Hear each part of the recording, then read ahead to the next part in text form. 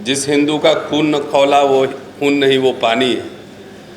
पता नहीं हिंदू धर्म के ठेकेदार जो बैठे हुए हैं, बीजेपी के नेता, आरएसएस के नेता, उनका खून नहीं खोलता है, उनके बच्चों का खून नहीं खोलता है। उनके बच्चे ऑक्सफोर्ड, कैम्ब्रिज, अमेरिका, इंग्लैंड में पढ़ते हैं और आपके बच्चों का खून खोलवाते हैं और खून खोल जाता है। जितना अभी रैली निकलेगा, जितना धार्मिक जलसे होंगे, मैं कई बार जाता हूं तो डीजे पे जो धुन बजता है तो उस धुन पर नाचने वालों में ये बीजेपी आरएसएस के जो नेता हैं बड़े, उनके बच्चे नहीं होते हैं, आप ही के घर के बच्चे होते हैं। और आप मतलब मैं दलित पिछड़ा समाज के बारे में बात कर रहा हूँ। क्या कभी आपने ध्यान दिया है कि आपके बच्चे कहाँ जा रहे हैं 100-200 रुपये के चक्कर में? नहीं ध्यान दिया है ना। तो आरएसएस, बीजेपी वाले लोग आपके बच्चों को दंगाई बना रहे हैं, दंगाई। और जो सबसे इंटरेस्टिंग बात है इसमें कि खाली आपके बच्चों को नहीं, जो ब्राह्मण समाज, जो सबका अगुआ समाज था, वो भी आजकल फरसा लगे घूम रहा है, उनके बच्चे भी दंगाई ही बन रहे हैं। तो पूरे हिंदू समाज को, संजय जी ठीक कह रहे थे कि किसी मुसलमान ने आपके हक अधिकार का विरोध नहीं किया, और तब भी चुनाव के समय आपको हिंदू बना के उसके सामने उनके बरक्स शत्रु के रूप में खड़ा कर दिया जाता है और आप समझते नहीं। कितनी बार ये बात कहूं कि आपका असली हक मारी, आपका क्या दलित पिछड़े कास्ट सेंसस होगा तो सब पता लग जाएगा। जब सरकारी नौकरी रहेगा तभी ना आरक्षण होगा, तभी ना नौकरी मिलेगी, तभी ना पेंशन होगा। पेंशन कहाँ है भाई? पंडित नेहरू ने school, college, university, IIT, IIM खोले, ऑलमोस्ट मुफ्त की शिक्षा, नौकरी, पेंशन, सब कुछ मिला उस समय। और पंडित अटल बिहारी वाजपेयी आए तो सबसे पहले पेंशन खत्म कर दिए और डिसइन्वेस्टमेंट मिनिस्ट्री बना दिए।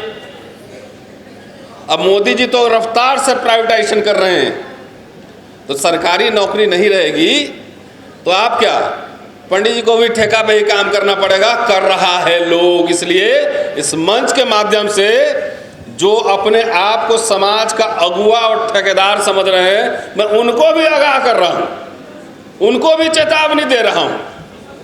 पहले आप 20, 25, 30 साल पहले देखते तो सारे यूनिवर्सिटी में, सारे ऑफिसेज में, सारे top officer, director, doctor, engineer, यही लोग थे। सबसे ज्यादा पेंशन तो आपको क्या, आपको तो कुछ नहीं मिलता था।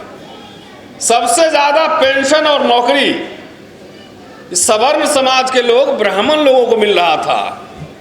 तो हिंदू राष्ट्र बनाने के चक्कर में पता लगा कि उन्हीं का गायब हो गया। बनाओ हिंदू राष्ट्र। आइए पंडित जी, आपका भी स्वागत है। आइए सुलभ इंटरनेशनल में आपको भी काम करना पड़ेगा, चौकीदारी आपको भी करना पड़ेगा, माली का काम आपको भी पढ़ना का, वो भी ठेके पे, दिहाड़ी पर करना पड़ेगा। आइए हमारे कॉलेज में गेट पर दिखाता हूं, जितने सिक्योरिटी स्टाफ हैं ज्यादातर बिहार के हैं, सवर्ण समाज के लोग हैं। 15,000, 18,000 तनख्वाह मिलता होगा मैक्सिमम। तो खाएगा क्या, नहाएगा क्या, निचोरेगा क्या? बच्चे पढ़ेंगे कहाँ? पंडित जी जरा आप भी समझो।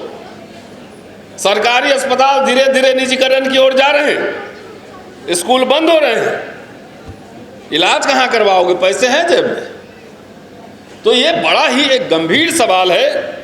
और देखिए, मैं कास्ट, जब सब कुछ का सर्वे हो सकता है, पानी में कौन सी मछली कितनी है, बाघ कितने हैं और शेर कितने हैं, भालू कितने, इसकी गिनती हो सकती है, तो जाति समुदाय की भी गिनती हो सकती है और इसमें कोई कॉन्ट्राडिक्शन नहीं है। लेकिन मेरे कुछ सवाल हैं, और ख़ास तौर से जो पिछड़े समुदाय के लोग, ये क्या हम एक क्लास कॉन्सेंसस, वर्ग चेतना हमारे अंदर आई है क्या? एक हम पिछड़े समाज के लोग हैं, और दलितों से भी ये सवाल है। लेकिन दलित लोग थोड़ा लड़ भिड़ के पहले ले लिया, लेकिन कुछ चक्कर में उनका भी जा रहा है, उनका तो जो मैंडेटरी था वो भी नहीं हो रहा है। कि वर्ग चेतना कि हम पिछड़े हैं, कि जातियां आपस में मुठभेड़ कर रही हैं।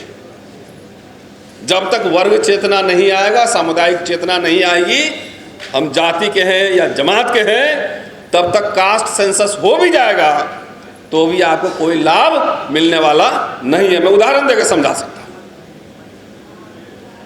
यहां जितने लोग बैठे हुए हैं, हमको 50 लोगों को 50-50 करोड़ रुपए का बिजनेस देना है।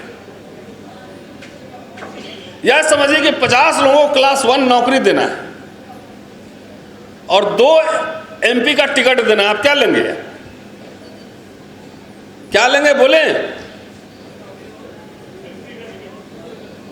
90% से ज्यादा लोग दलित, पिछड़ा, हर जगह ये सवाल पूछता हूं। राहुल जी एक बार कहते हैं ना कि ये एक्सरे मशीन है और इसमें से आप इंडस्ट्री में नहीं है, स्टॉक मार्केट में नहीं है, यहाँ नहीं है, वहाँ नहीं है, ये नहीं है। क्या इन समुदायों में ये चेतना है? 2 MP का टिकट देंगे तो आप उसमें मारपीट करने लगेंगे जाके कि मुझे दो, मुझे दो। 50 लोगों को 50-50 करोड़ का बिजनेस आप नहीं दिलवाओगे। ये चेतना नहीं, ये मूर्ख चेतना है। पंडित जी से यही सवाल पूछेंगे कि आप क्या चाहिए आपको, तो वो बोलेंगे नहीं, हमें पहले नौकरी दे दो। 40 साल नौकरी करेगा, 50 करोड़ का बिजनेस लेके 500 करोड़ बनाएगा, और जिसको देखो सबको टिकट चाहिए। कितना है पूरा MLA MP इस देश में? क्यों MLA MP बनना है भाई? 60, 85, 90, 100 में शोषित 90 है, 90 भाग हमारा है, पिछड़ा पावे 100 में 60, 85, 15 तो इतने साल से सुन रहे हैं। नारे अच्छे लगते हैं, लेकिन रियल ग्राउंड पे आइए। अभी जाति जनगणना साइड हटाओ थोड़ा सा। मंडल कमीशन के 40 रिकमेंडेशन है, उसमें से सिर्फ 2 लागू हुआ। VP सिंह ने एजुकेशन में और अर्जुन सिंह ने एजुकेशन में। इसमें फोटो क्यों नहीं उनका? ये भी तो सवाल है ना। क्या उन दोनों लोगों की आप पुण्यतिथि या जन्म दिवस मनाते हैं? क्यों? नौकरी और शिक्षा आपके एजेंडा पे है ही नहीं। सबको सफेद कुर्ता पजामा और सफेद जूता पहन के विधायक जी बनना है। सोचिए, मैं गंभीरता से कह रहा हूं कि सबको MLA MP में तो जहां देश में, अभी मैं कल लौट के आया हूं बाहर से ही, इतना नशा किसी समाज में नहीं देखा। अमेरिका में ब्लैक्स ने नहीं कहा कि हमें राष्ट्रपति बनना है, उन्होंने कहा कि मुझे हिस्सेदारी चाहिए, और रिजर्वेशन पहले यहां था। अमेरिका में अफर्मेटिव एक्शन बाद में आया, 70 के दशक में आया। उन्होंने कहा मुझे हिस्सेदारी चाहिए, ब्लैक बिजनेस चाहिए,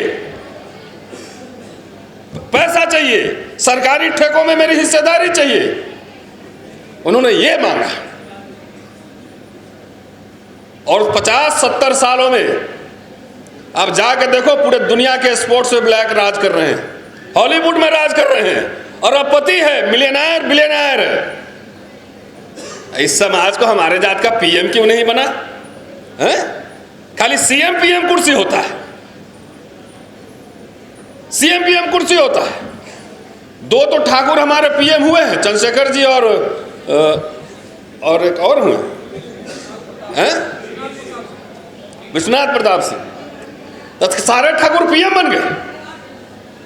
उत्तर प्रदेश में 50 सालों में शुरू के 24 साल तक ब्राह्मण CM रहे, वहां 7 CM रहे, 50 से लेकर 90 तक, तो सारे ब्राह्मण CM बन गए। इस समाज को क्या हुआ है? जब सोशल मीडिया पर देखिए, बाबू जगजीवन राम को PM नहीं बनाया, तो इनको PM नहीं बनाया। अरे बाबू जगजीवन राम ने लाखों लाख दलितों के घर में नौकरियां दी, पेंशन मिला। जो पैंट शर्ट पहन के बाप के पेंशन के पैसे से घूम रहे हो, वो कैसे मिला है तुमको पता नहीं।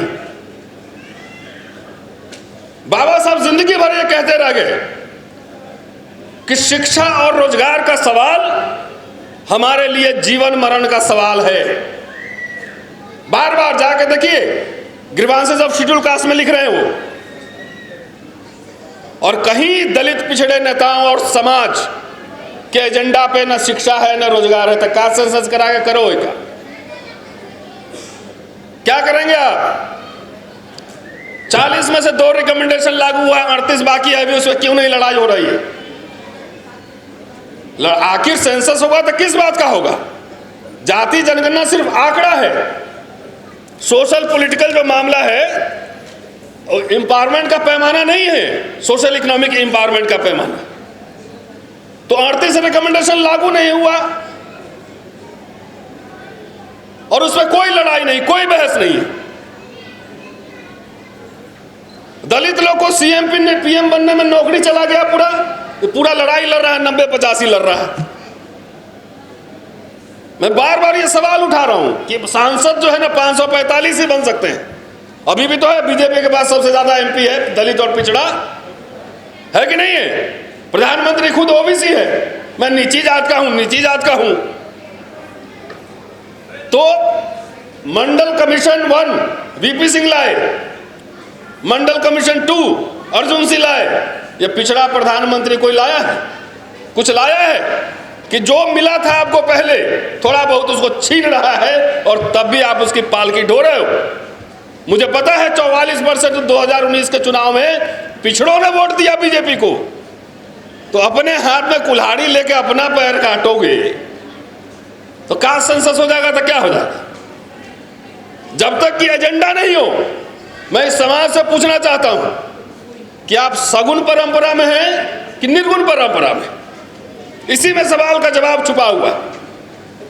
बचपन में हम लोग जाते थे मेरे गांव में, तब मुहर्रम में मुसलमान हमारे जो घर के आसपास होते थे उनके यहाँ हम लोग जाते थे लाठी बाजने सीखने, देखने कैसे मुहर्रम मनाया जाता है। हिंदू भी शामिल होते थे। आज आप क्यों नहीं जा रहे हो? आरएसएस के एजेंडा पे खेल रहे हो। जितने इतनी जातियां हैं उतना एक टिकट ही बांटेगा तो सब जाति का कोटा पूरा नहीं होगा। तो यादव को दे दिया तो कुशवाहा नाराज, कुशवाहा को दे दिया तो कुर्मी नाराज, जाटव इधर हो गया तो जाट इधर हो गया तो सैनी यहां हो गया। ये तो खेल चल रहा है। नहीं समाज के एजेंडे पर, नहीं समाज के नेताओं के एजेंडे पर शिक्षा और रोजगार नहीं। आखिर निर्गुण परंपरा में कौन है? कबीर है, फूले हैं।